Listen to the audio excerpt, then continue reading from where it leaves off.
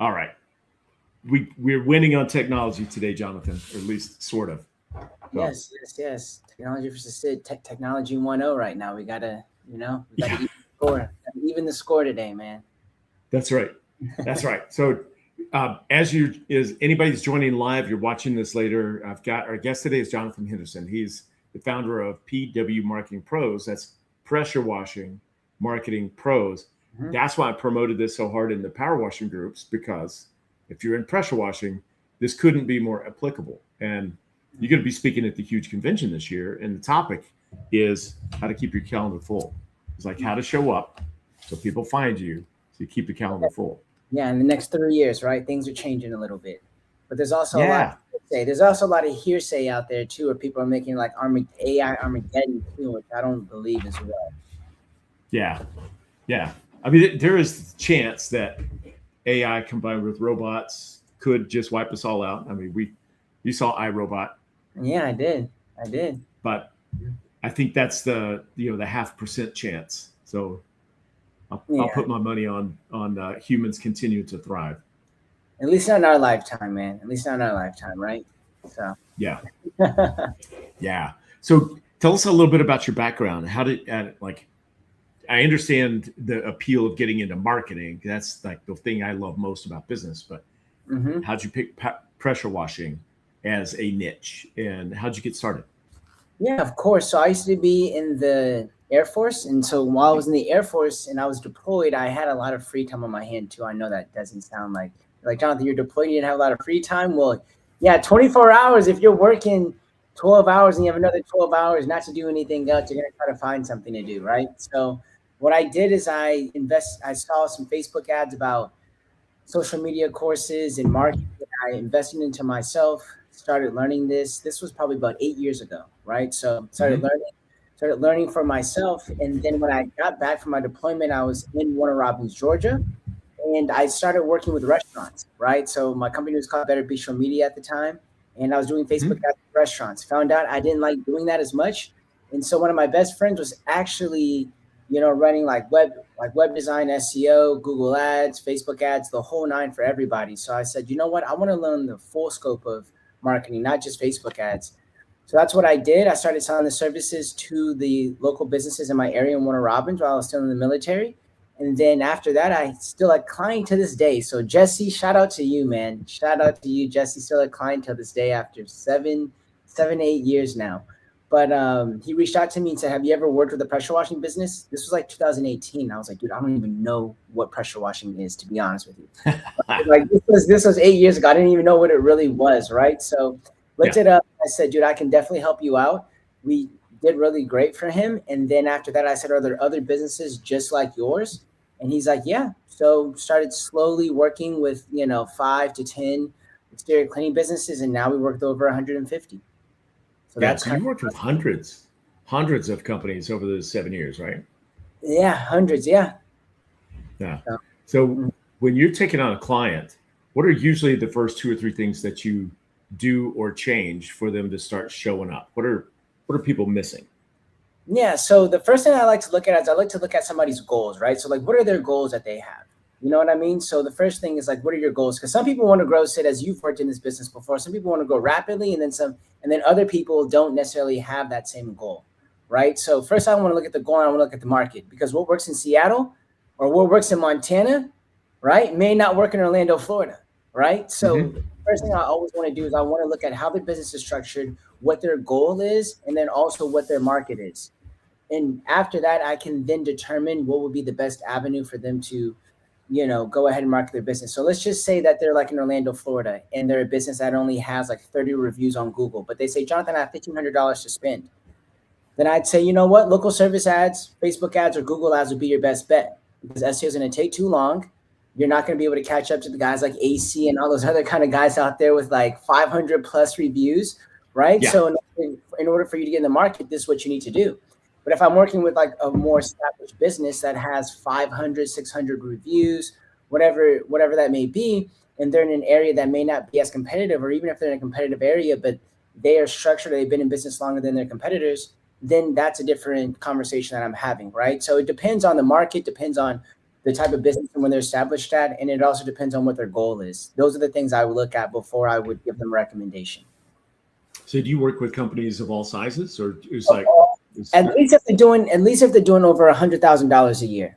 Then I want them to at least be doing over $100,000 a year, because as you know, Sid, anything below $100,000 a year, I tell guys, you don't need any digital marketing. You don't need to, talk to anybody with that. The biggest thing that you need to go ahead and do is focus on boots on the ground, and just really building that foundation for your business. You don't even need to be worried about, SEO or any of this stuff. Google ads, Facebook ads, any of that when you're below $100,000 a year. Yeah. Is your experience been, it's like the bigger a company gets, the more customers they're acquiring, does it get more expensive to acquire new customers? Or because like when you're first starting out, my experience has been talking to a lot of people, it's like, all you need to do is open your mouth. You tell all your friends to start a new company. If you guys need this, try me out. Tell me, recommend your friends. You tell the dude that cuts your hair. You tell, you just talk to people, and you end up getting enough business to get started or to get busy as a one person operation. But as you grow, the game changes. Does it get more expensive, or can you still acquire customers at scale for a moderate cost? Yeah, I think that you can still get clients at a moderate cost, but you have to have a certain expectation, right? So what I mean by that is this. Of course, there's going to be a hierarchy of leads.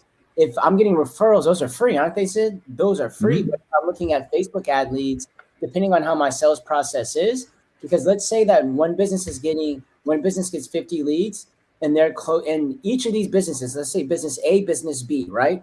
Business A is getting 100 leads a month, and they're paying, let's just say $50 for those leads. You know what I mean? So that's $5,000. Both of them, are paying $5,000 for leads, for all those 100 leads. But let's say though, business A has a 40% close rate, right? So they actually closed 40 of those jobs, but let's say business B has a 20% close rate. You know what I mean? So out of those 100, like 5,000, this business spent 5,000, got 20 closed jobs. This business spent 5,000, got 40 closed jobs, right? So what I always say is you go up the rung. It depends on, you have to know what platform you're advertising on, because of course, Google is going to be more expensive than something like Facebook, but you also have to look at the economics of your business, right? You have to look at how's your close rate. What type of customers are you going for? And it's, especially in exterior cleaning, window cleaning average ticket is different than a roof cleaning average ticket, right? So it also depends on the service that you're advertising as well, on how profitable you want to be. So the biggest thing that I think that, I wouldn't say plagues the industry, but I would want to bring more awareness to a lot of people are those mechanisms, right? Those things of like, what service are you offering? What is your average ticket? What is your close rate? What are your goals that you have? What other previous marketing do you have? How do people know about you already? Like, how established are you in the business? Even if I'm doing my own marketing, so now I'm running Facebook ads, I see your guys' ads everywhere. You guys are doing a great job, right? But let's say I had a YouTube channel too, which we do, but I had a YouTube channel that also broke down things about pressure washing. Guess what? That person, as soon as they see my Facebook ad, what are they going to do, Sid? Probably pressure washing marketing pros. Who the hell is this guy? You know? And then they're going to see all my videos. So I'm warming them up. So it's like, how established are you as well? What other marketing, how omnipresent are you being? And the more omnipresent I've seen that their businesses are, the bigger the businesses, the more levers that they pull. And of course, you're not always going to be able to be at the top of one channel as you are another one. You know what I mean? That's just the name of the game. That was a loaded question. I know. I'm sorry. Loaded answer. That's a good one. So, I see a lot of guys online that are teaching people how to market on Facebook or market online. But it seems like most of the stuff that I see is geared toward what, like someone like you as an agency, you're casting a broad net. You can help people from Seattle all the way to Tampa Bay. Whereas I have a local company that we operate in like a 40-mile radius, and that's it. So when you talk about, omni-channel being omnipresent, the principle still applies, but how do I do it differently than you would? Because you got an agency, you can serve somebody in all 50 states. I just need to stay really tight. I don't want calls coming in from Maryland because I'm in Montana. Yeah, of course. Yeah. So in your business is the same thing. Whatever agency that you're working in, hopefully, so for me, instead of, what I would do if I were you in that case is that you're going to be targeting people in that 40-mile radius. So whatever marketing that you're going to be doing, that's where you're going to be targeting at. But I think the bigger question you might be asking is like, if you're in a smaller market, how do you expand? And that's why I look at people's market first, because if somebody's like in Billings, Montana, or if they're in Bowling Green, Kentucky, what ends up happening is that the advice that your friend gave you that's in Seattle is not going to be applicable to you, where they're like, dude, I just can turn Facebook ads on and I get so many roof cleaning leads. And you're like, man, my friend in Seattle says that roof cleaning Facebook ads works phenomenally, but I'm in Bowling Green, Kentucky. And dude, I'm turning these things on, man, and I'm getting nothing right now. And it's like, because you have to know your market. Seattle's in the Pacific Northwest, Lycan, Moss, all of that. They're right by the water. Dude, you're in the middle, you're landlocked in the middle of this area. And so sometimes that's when you have to get to the strategic side of things about businesses, to where, hey, you may need to open up another location, right? So we have certain clients that might be in like Louisville, for example, but their main location was maybe 25 miles outside of Louisville, but they're like, Jonathan, we want more jobs in Louisville. Well, guess what we got to do? We got to open up a second location. You know what I mean? We have to be we have to have multi locations in at that point to tell Google, or just, be more, targeted with our marketing for that particular area. But there is also, you guys talk about it sometimes, which we can talk about like in a huge mastermind. I won't go too deep into that, but you guys talk about total addressable market. You have to look at those numbers and see how many people you can service in your market, right? Some markets need to be different than others. Yeah, for sure. Is it viable online to set up a second location, but it's just digital only? It's not like I have to go get a warehouse in New, 25 miles away. I love this question, because guys think that they need to go get like some $500 office or like $1,000 to $5,000 warehouse. To be honest with you, you can get a co-working space. In Google's guidelines, right? As long as people are manned in that while you are there, while you're occupying that co-working space, you can have that as a physical location. What you don't want to do is you don't want to have like a digital PO box. You don't want to have a PO box, and you don't want to just have like a digital PO box. That can get you suspended. Some people do have that. That's copy them, but that's a cheaper alternative for people to do, is to have a co-working space. And that's kind of what we do for our clients that don't have that big of a budget in order to have different locations like that. Okay, cool. Well, I want to back up and just have you walk us through a couple things. So yeah, of course. One, because I loved when I said, well, if somebody comes to you and they want X result, you didn't say, here are the 4 strategies. You said, I have to understand their market. So I got to understand the market first and see what's going to work there, because it's different in Seattle than it is, Billings to Bowling Green. So what do you look at when a new client they come on and you say, what are your goals? They're like, look, Jonathan, I'm doing 15,000 a month. I know I can get to 30,000. So I just need to double my revenue. And then what do you start digging into to find out how you can help them best? Yeah, of course. So number one, as we said, I'm going to look at their business first. So I'm going to say, like, first off, what is a service that you provide the most? So in exterior cleaning, like if I'm talking to a junk removal business, or I'm talking to like pest control, whatever that may be, which I don't service that industry, but I'm saying, but like if I'm talking to pressure washing, I might say like some guys, their main service is going to be like exterior cleaning services, like house washing, deck cleaning, driveway cleaning. Your business, right? So you would say yours is what? Window cleaning, correct? Yeah. The main one. And so I would say, like, where do you want to get more jobs from? Now, for example, if I'm talking to somebody in Phoenix, I know that pressure washing, they don't really need a lot of pressure washing in Phoenix, Arizona, do they? They do not. Not so much. Right? So if they tell me that they want to get more pressure washing leads in Phoenix, it can be done. And I have a client out there in Phoenix that, does pressure washing services at that point, right? But you have to set that expectation that when I look at the market, that's not what the market calls for as much. But I look at window cleaning. Window cleaning is huge. You know what I mean? It's huge in Phoenix. Or like in that Mountain West area, like we have a client in Salt Lake City. Same thing. Window cleaning is huge. You have some of the biggest players out in that area. But pressure washing isn't as viable. So what I want to do is I want to break down what service that they're trying to go ahead and market the most, and that they actually want to get the most. And then I'm also looking at their average ticket. I'm looking at their close rate. I'm looking at how the team's structured. Because a guy can come to me right now, sit and say this: hey, Jonathan, I'm making 15K. My goal is to do 500,000, right? Like next year, it's just me right now. I got 5 reviews on my Google business profile. And that is why I say I get frustrated with a lot of agencies because they'll take on any and everybody and sell them a dream. And that's why I think people get so burned by agencies at that point with marketing. And I will be the first to say that, yeah, there's a lot of agencies that will just take you on knowing that information, right? But you have to look at what are the goals? What is this person trying to do? How much of a budget do they have? Because depending on that, I said if somebody came to me and they said, yeah, I'm in this, I have $5,000 at that point, that gives us more breathing room to go ahead and look at other avenues. But if they're like, Jonathan, this is $1,000. And I always say, people, the one question I always like to ask is this casino money or is this like you have true $1,000? And what I mean by casino money is some guys will say, Jonathan, I have $1,000. You have $1,000 this month. If it don't work out, will you have $1,000 next month too? Because you got to give marketing a chance to be able to work and get feedback for it, right? And so if you don't have that time, you don't have that time frame to be able to do so, then guess what?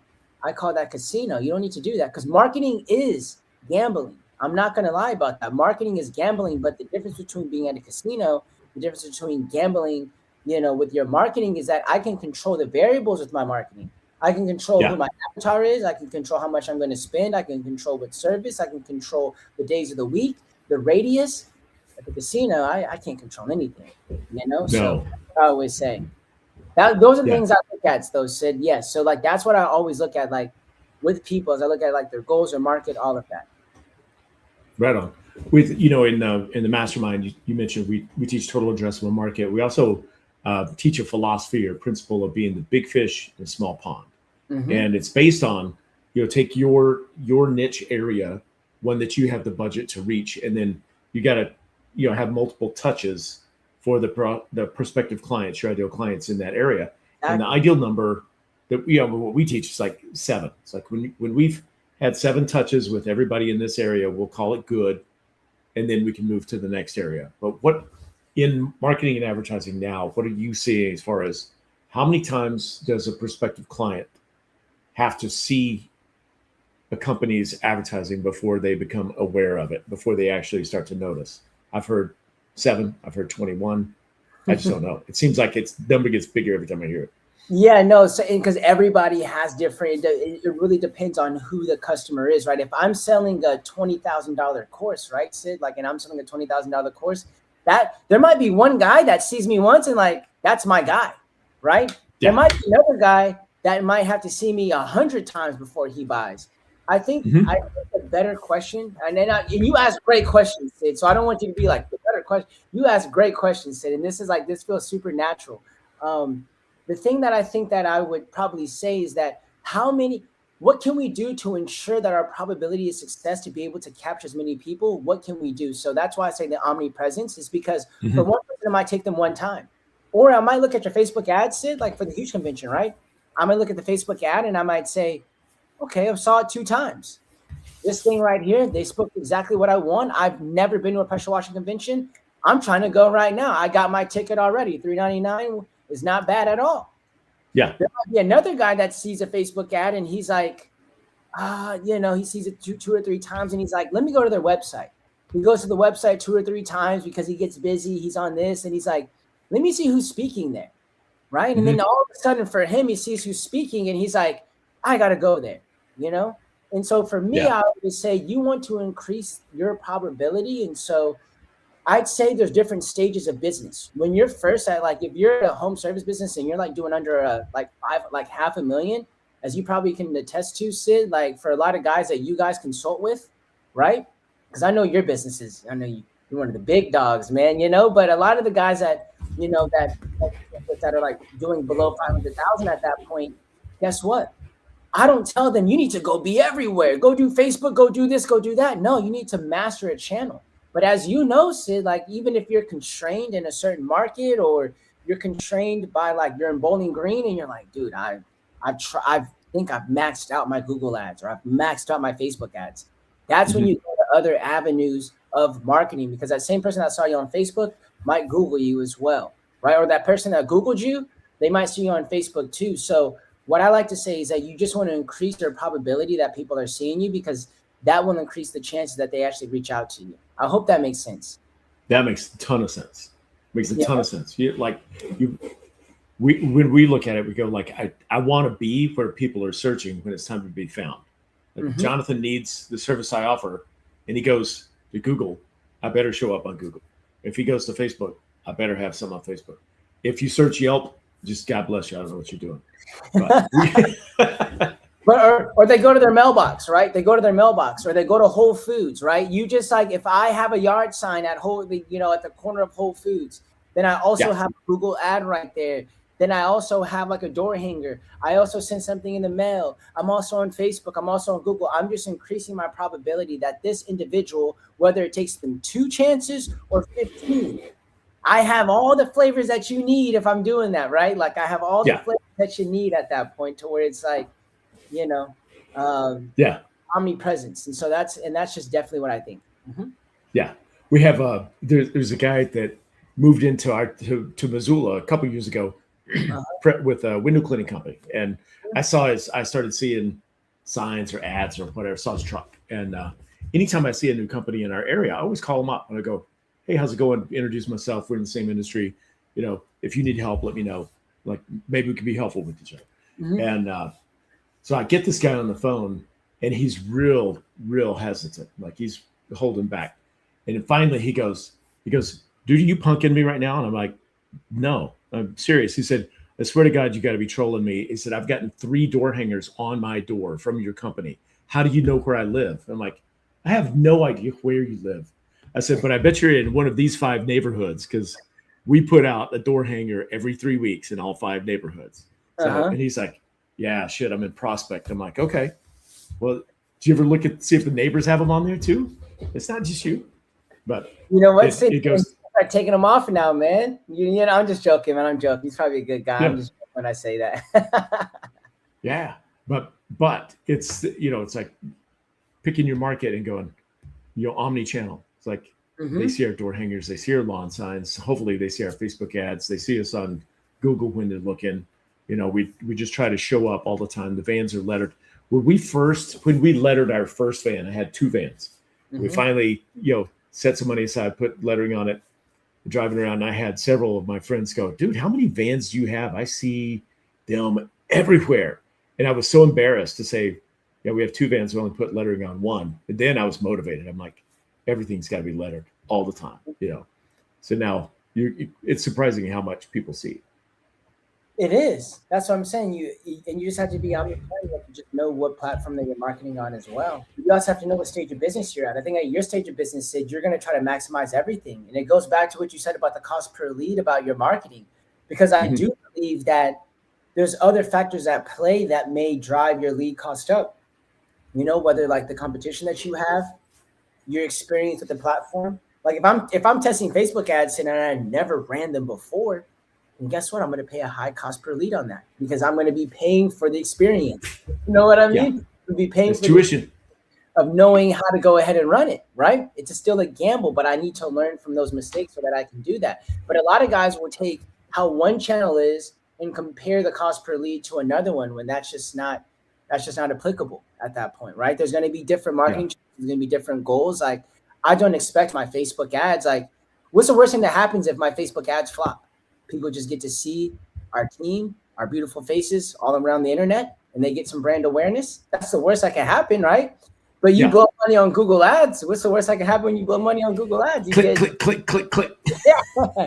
You don't get anything at that point, right? Like, the sole purpose of doing that is for people to reach out and connect with you, and you don't even get brand awareness because people are only aware when they need your service, right? And at least with Facebook ads, I can put the demand in front of their faces. You know what I mean? But with Google ads, I have to wait for them to come up to me. You know what I mean? Or I have to wait for them to be in need of that service. Yeah. All right. Let's talk about SEO versus, is it AIEO? That's a lot of vowels. It's EIEIO to me, but I love it because you're gonna hear all these EOs, right? EIEIO. Yeah, that's right. Old McDonald had a farm, and you hear this is GEO, this is AEO, this is SEO, this is AEO, like all of these EEO searches and terms and all of that, right? Yeah. So the biggest thing that I'll be talking about is when we go to the huge is the changing behavior, because I think that people, when they look at this, right, They look at what is AIEO, what is GEO, what is this? I think it's just changing consumer behavior, right? Because think about it, Sid. Mm-hmm. Back then, if I wanted to go ahead and, let's just say 30 years ago, right? And yes, guys, I'm over 30 years old. I may not look like it, but I'm over 30 years old. But if I wanted to go 30 years ago, right, and I wanted to go look at like a plumbing business at that point, there was no internet like that, wasn't it? Yeah. There wasn't an internet, but there was still a search directory though. Yeah. You had a book, and then the book became digitized. But now people they want more than just a digitized book. I know for sure you've used AI to search something up before, haven't you? Oh, hell yeah. You know what I mean? You use AI to search for a service. I've used it. I'm like, hey, I want to put, something's wrong with my sunroof, X, Y, and Z. Who can? I'll ask them questions and then I'll do that, right? And so the thing about me is that people talk about, what's the difference? I think that there's 3 things that you want to do when it comes to the internet right now. You want to get recommended, you want to answer the question, and then you just want to be found. Like that's basically what people say with AIEO, which is answer engine optimization. All that is, without the technical term, is if I type in how much does window cleaning cost in Missoula, right? Back then, what would I have to do? I'd have to I'd have to see a blog, go to the blog, read the blog, and try to find that answer, right? Mm-hmm. Now with Google AI overviews, I'm pretty sure you can see those, right? It's like immediately as how much does window cleaning cost in Missoula? It's like window cleaning can typically cost between like $5 to $15 per pane, and these are the factors that drive it, and this is how frequent you should get it cleaned, and these are some of the top providers in Missoula, right? That's kind of what you see. And so I tell people, because when you hear AIEO, when you hear like GEO, a lot of that stuff is people trying to optimize for specific platforms. Like, for example, you said Yelp, right? Well, with Yelp, guess who ChatGPT got in bed with? Yelp. Do they Yelp? Really? Okay. Yelp. So Yelp's basically, you know how that partnership's going to be now. Who do you think ChatGPT is going to mention now? That's what we talk about, the omnipresent stuff. But I don't want people to just think about gimmicks. You want to think about consumer behavior, because who's going to be the next home buyers, right? In the next 5 to 10 years. Of course, I would say that you want to still be able to go ahead and cater to the individuals that the current market, the people in the 40 to 60-year-old demographic, but the people that are like millennials that are like 30, 35, how are they coming about with this whole digital age? They're equipped with that knowledge. So they're going to, in like 10 years, 3, even maybe 5 years. Like, did any of us know what ChatGPT was? Literally 4 years ago from today, 4 years ago, August 2022. Did any of us know what ChatGPT was? Yeah, no. Didn't they do their big public launch? It was like November 2022. It was November 2022. Exactly. Yeah. So if you told me in August of 2022 that people would be using a chat bot, you know what I mean? Seriously, I would have thought, when you're chatting on Facebook and you're like and sharing comments, that's what I would have thought that was. So they go, yeah. And so you would have never thought that. And so think about how far it has come. Like you have, like we talked about before, Madness, you have Claude, you have so many of these different systems and things now that was just 4 years ago, almost 4 years ago. So how will things look like 3 years from now? Like even on Facebook ads, remember the days where you go on Facebook and all you saw was like your friends on your Facebook list on your feed? That was it. Those days? That's when it was called. You said what? I was going to say it was social media. It's not anymore. Yeah. It's different. Yeah. So like those are the days where I could see my friends' stuff. Like I'd be lucky to see 15% of my friends' stuff on Facebook. Yeah. Right. Yeah. I'd be lucky to see 15% of my friends' stuff on Facebook like that. Right. And so what I'm trying to get at is that behaviors change, because now with this, like platforms will always change. We don't know. The next platform could be like, look at MySpace. MySpace went away at that point. Right. So what I tell people is don't optimize for platforms, optimize for behavior. So now people want instantaneous answers now, don't they? Like even with Google stuff, Google can call on the behalf of customers now. You know what I mean? To get pricing. I know Marcus Sheridan talked about that a lot last year at last year's convention, but he still talks about it to this day. And so the thing about this is that like if I go ahead, I'm more convenient, Sid. Would you like nowadays, is it tolerable for me to like, if I need like a sunroof on a car, like to fix it or whatever, that like I need to go researching, to go on a website, to go on multiple pages and go look at that? No, I don't want to do that. No. I don't want to do that. And so now Google, ChatGPT, all of these platforms, they understand what the consumer wants. The consumer wants an instantaneous answer. They don't want to have to click 8 times to get an answer, right? And so it's like, what are you going to be able to do in order to have the changing of the tide? Like, one thing I think people should do, Sid, is they should record the calls. They should record all the phone calls that they get in their business, right? Yeah. Because then you want to see, not only does it help you with your sales team or your office team as well, but it also helps you know how you can advertise to your customer, what you need to go ahead and put. Like, if your customers are complaining about, like, if you keep seeing that every single month, the number one question is like for example, for our clients, one of the number one questions that we get, like I see, because I evaluate these calls for our clients, will these chemicals kill our plants, right? Mm-hmm. Will these chemicals kill our plants? Like, that's one, like, you should already address that beforehand. You know what I mean? Your office staff should know how to answer that question. It's like, oh, well, or like pricing with that. One of our biggest things that we see for our clients with like office managers is that sometimes they may not even know the pricing, because they're like, well, how much would it cost if I wanted a deck in a driveway?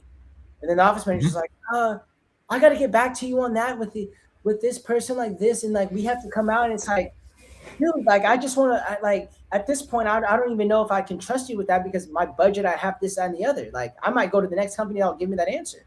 And you didn't set your office admin up. And I know you're like, dude, we're talking about marketing. I'm going all the way to this office admin stuff, right? But like, you didn't set them up properly for that. And so now with pricing transparency on your website, you can do that with their office admin, all of that stuff. Like, you want to be able to have all these levers so that you make, I think the biggest thing is convenience. That's how you need to think about the future, is convenience and transparency. Those are the two things, convenience and transparency. How can you do that for your customers? Agreed. So I've been preaching this for about 4 years for home service businesses. If I want to buy something right now, I just go to Amazon and I go swipe, type, click, done. In 2 days from now, it's sitting on my porch. And there's no friction in that at all. And today I needed to order more detergent. I'm like, I don't know what kind of detergent my wife uses, but I went Amazon, orders, search, click. There it was. Reorder, done.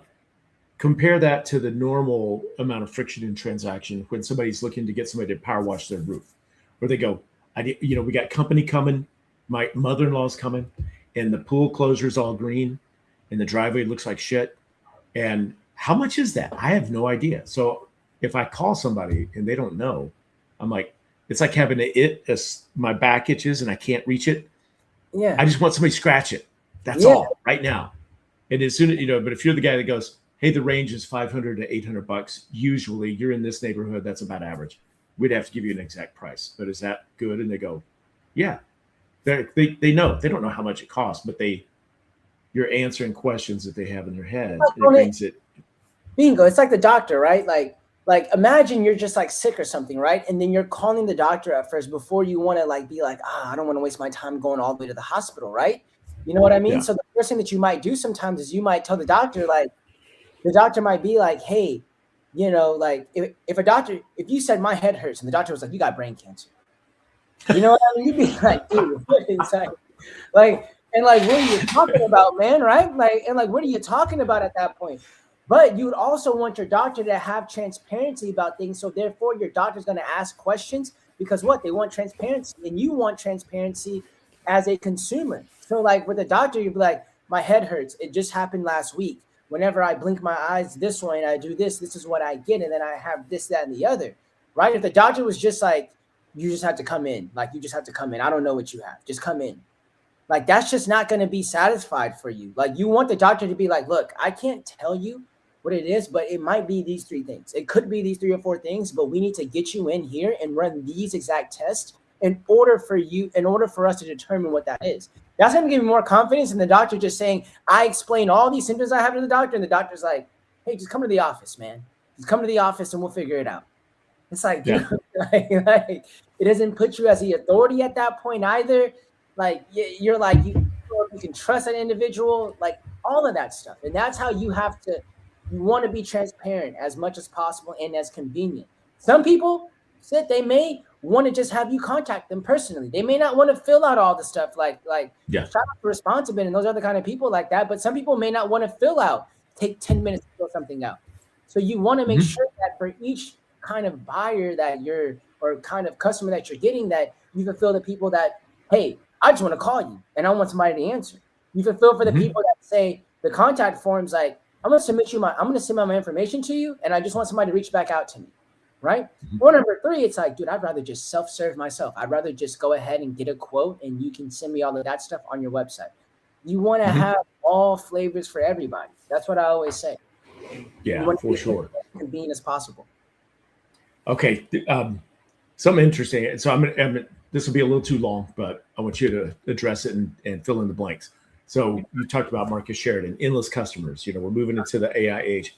And literally, when I search something on Google and I don't get the AI overview, I'm annoyed if I don't have that, because that's what I want. Right. But it's like, you want to, one of the things is, it's the same in the Ask You answer. It's like all the stuff that customers normally ask, like just answer those questions openly, honestly, transparently, and put it on your website and have your FAQs, do all the stuff. So we've been doing that. And our position is really high in the rankings.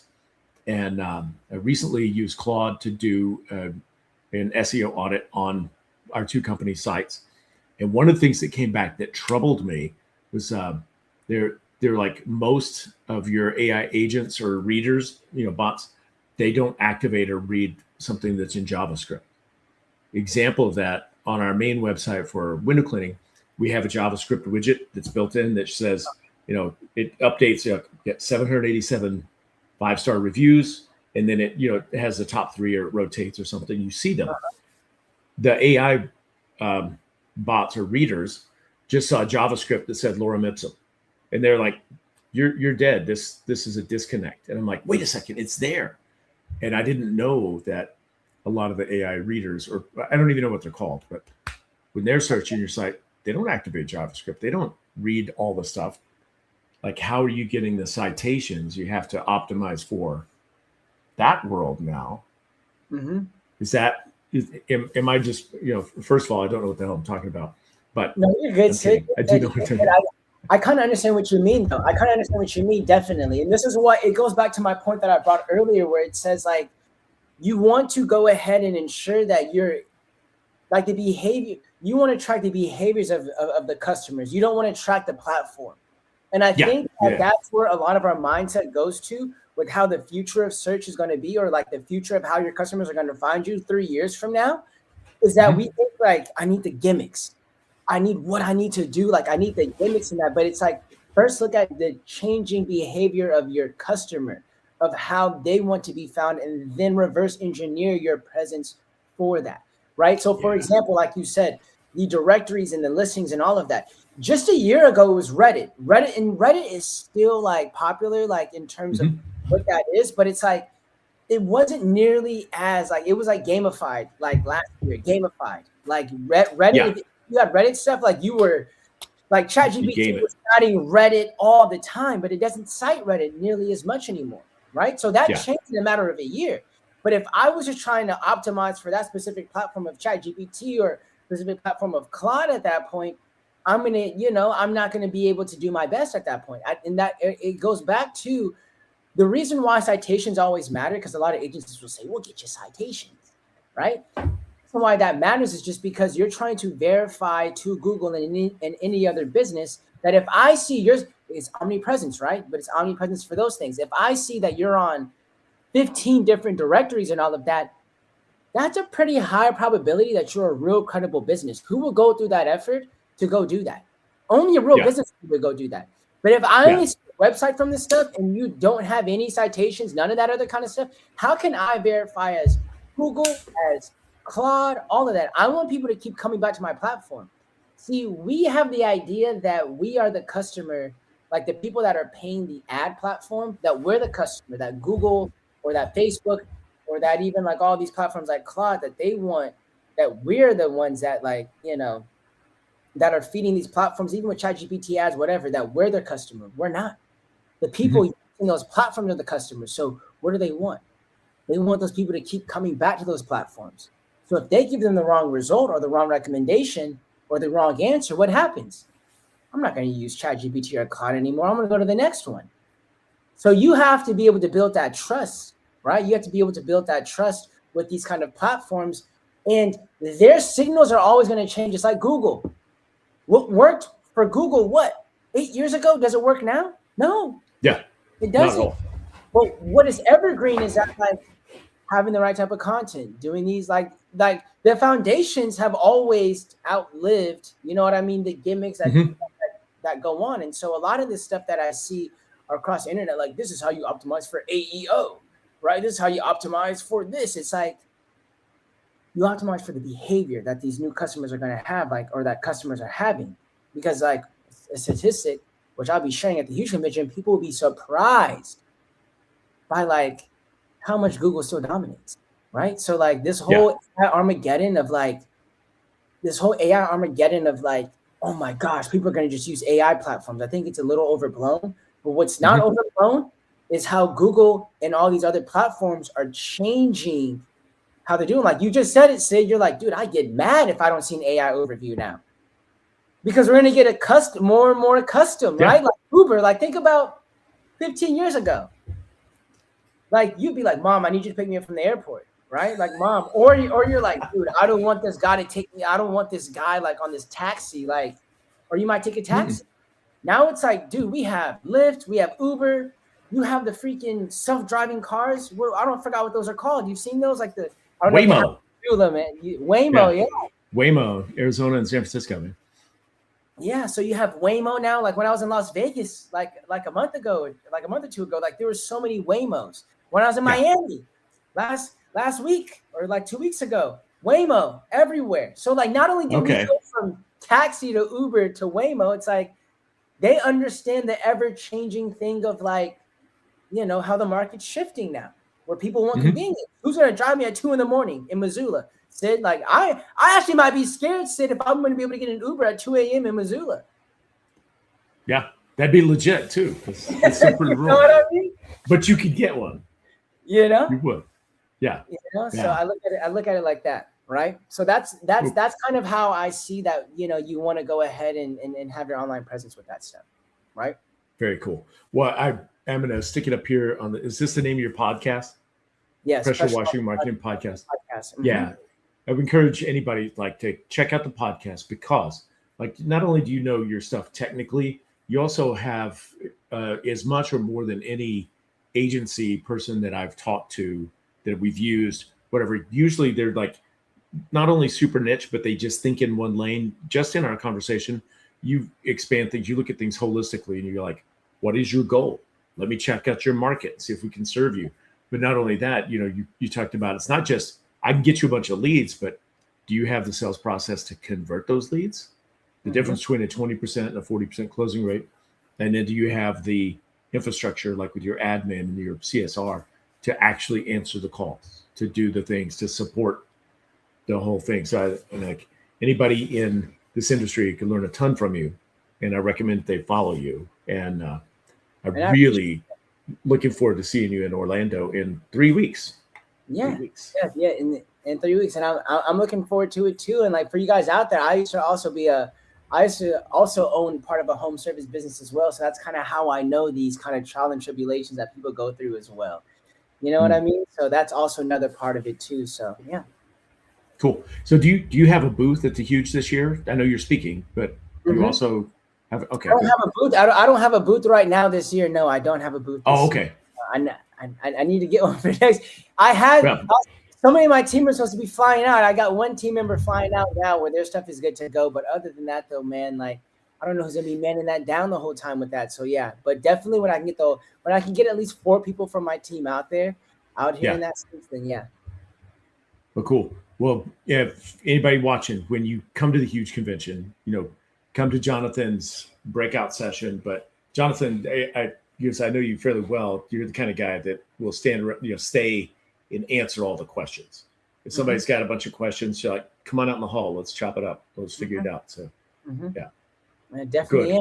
I love. Yeah, I'm a yapper, man. Well, you know, I'm talking. Well, it's good. I appreciate your time, and I look forward to seeing you there. And speaking of Ubers and stuff, as soon as we end our live stream, I'm gonna go pick up my wife from the airport. She's been out for a week, so I got to go get her. Yeah. You're the Uber then, man. You're not gonna have Waymo go pick her up, man. You're not gonna have Waymo. You're gonna have Waymo car. I'm just joking. It's Sidmo. Yeah. Sid Uber. I'm the Uber. Yeah. But look, Sid, I like anybody that's watching this. I definitely come out to the huge convention. Like I said, the best, basically industry convention, but not only for pressure washing, exterior cleaning, but for Christmas lights. For all of that, whether lawn care, pests. I got some friends that I talked to this about that they're going to be coming out there, man, that are in the cleaning, like just interior cleaning, all of that other kind of stuff. Yeah. Man. So yeah, other agency owner kind of people and their clients. So yeah, man, you guys have your hands full. That's cool. Yeah. That's cool. We're trying an experiment. We started marketing, like just in 60 miles from Orlando, to have people come in for the 10X business experience that are in. They're contractors or in home service, but not in our verticals. So maybe it's HVAC or plumbing or whatever.